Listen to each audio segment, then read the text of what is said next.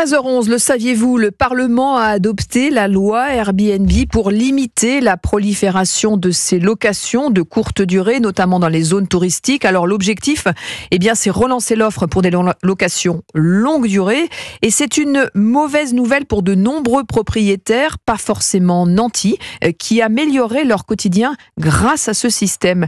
Le reportage à Lyon de Jean-Luc Boujon. Voilà 7 ans que Karine loue sur Airbnb son appartement à 52 mètres carrés dans le quartier de la Croix-Rousse. Un logement qui est aussi sa résidence principale, qu'elle déserte donc quand elle le loue et qu'elle facture 70 € la nuit.